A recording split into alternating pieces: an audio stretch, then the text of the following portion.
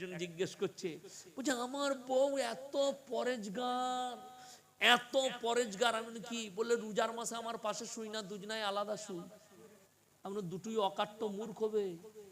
আমাকে বললে, হুজুর আপনি কি করেন? বলে, আমার বউকে জড়িয়ে ধরে শুয়ে থাকে। আমি কি হয়েছে বল?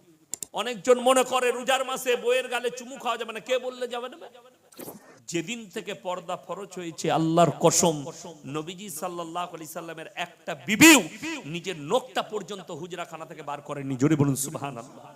মায়েরা শুনবেন এই বয়ানটা আপনাদের জন্য। একজন সাহাবী সফরে আছেন ইসলামের প্রচারে।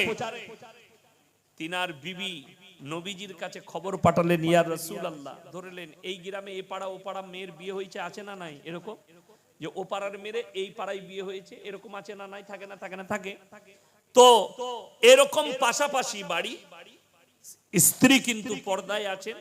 নবীজির কাছে খবর পাঠালেন, ইয়া রাসূলুল্লাহ, আমার স্বামী সফরে আছেন, আমার মা অসুস্থ, আমি কি দেখতে যেতে পারি? নবীজি নিষেধ করলেন, স্বামীর অর্ডার ছাড়া যেতে পাবে না। তিনি মেনে নিলেন।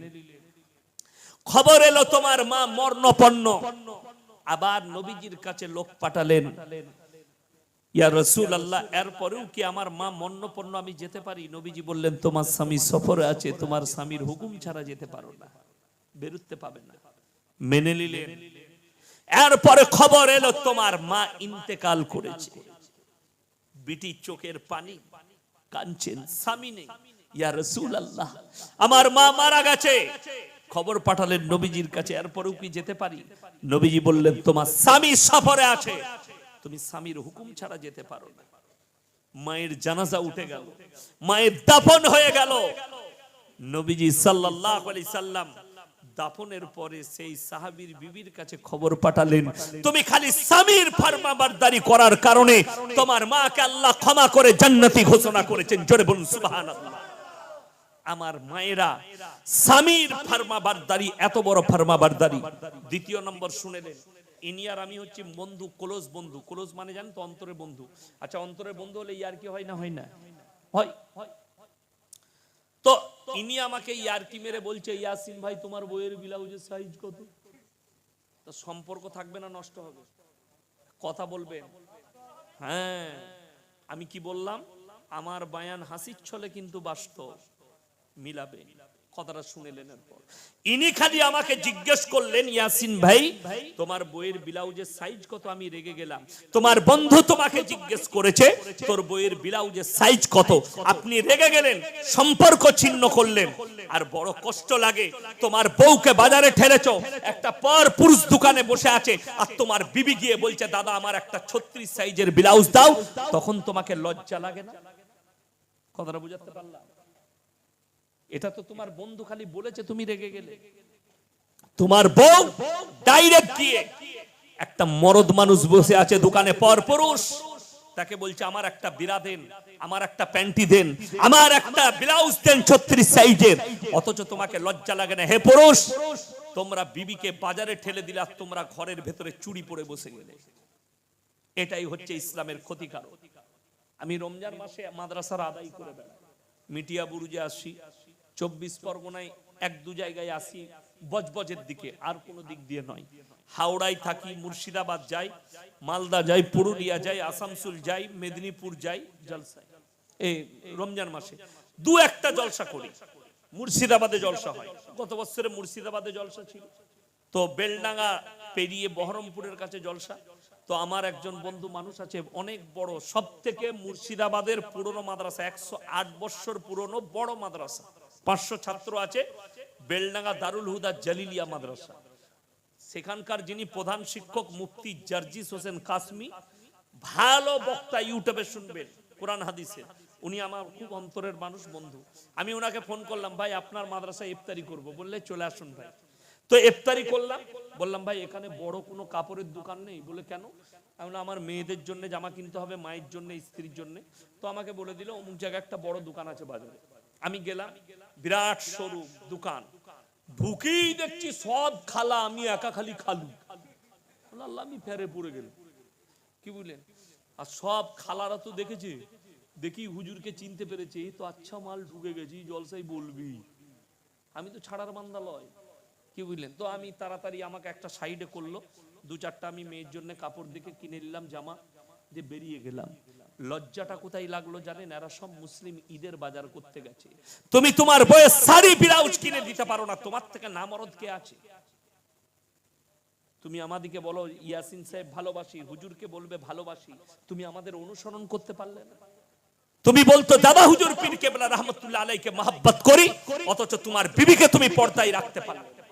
পড়ো সিয়তনামা, পড়ো কোরআন আর হাদিস, তবে বুঝতে পারবে। আমার মায়েরা, পর্দায় থাকুন যদি জান্নাত সহজে পেতে চান, পর্দায় থাকুন। আল্লাহ নবী সাল্লাল্লাহু আলাইহি সাল্লামের একটা বিবিও হুজরা খানা থেকে নিজের নখটা পর্যন্ত বার করেননি যেদিন থেকে পর্দা ফরজ হয়েছে। পর্দা করা ফরজ না ফরজ নয় বাবা? ফরজ। আচ্ছা, বাজারে যদি আপনাদের কলাগুলো কেউ ছিলে বিক্রি করে, সেগুলো কিনবেন আপনারা? মাছিগুলো কোথায় বসবে? কলাই।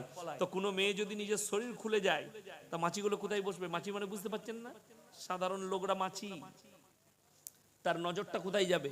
একজন হারামখোর বলছে মেয়েরা যাইবা পোশাক পরুক, তোমরা হুজুররা চোখ দিবে কেন? ওরে হারামখোর, তোর বউ যদি ন্যাংটো ঘুরে বেড়ায়, তো কুকুর আর তোর বউয়ের মধ্যে পার্থক্য কি রইলো? কুকুর ন্যাংটা ঘুরে বেড়ায়, কথাটা বুঝতে পারেন?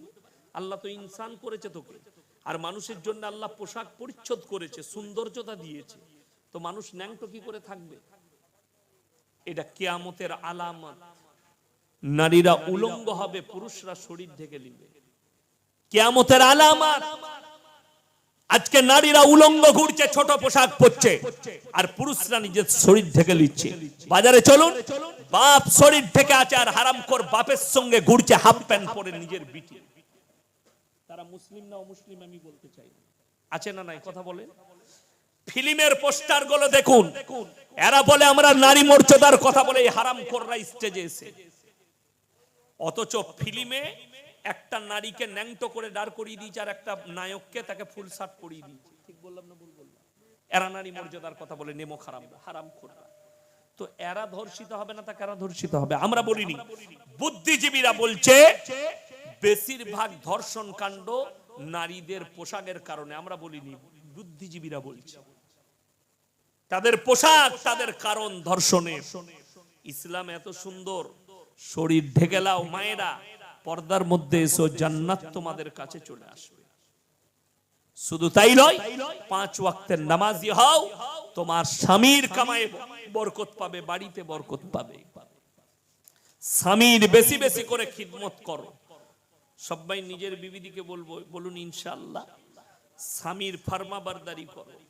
যারা যুবক আছেন, যাদের বিয়ে হয়নি, তারা শর্ত রেখে বিয়ে করুন যে আমার সঙ্গে বিয়ে করলে যেদিন থেকে বিয়ে করবে 5 ওয়াক্তের নামাজি হতে হবে।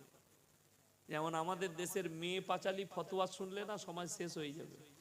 একজন জিজ্ঞেস করছে, বুঝে আমার বউ এত পরেজগার, এত পরেজগার। আমি কি বলে, রোজার মাসে আমার পাশে শুই না, দুজনায় আলাদা শুই। আমরা দুটোই অকাট্য মূর্খ হবে। আমাকে বললে হুজুর আপনি কি করেন? বলে আমার বউকে জড়িয়ে ধরে শুয়ে থাকে। আমি কি হয়েছে বল? কেন? তুই মশলা জানি না, আমরা মশলা জানি। কথাটা বুঝতে পারেননি? তুই দিন শিখি না, তুই দিন শিখি না, তুই আবেগে চলছিস।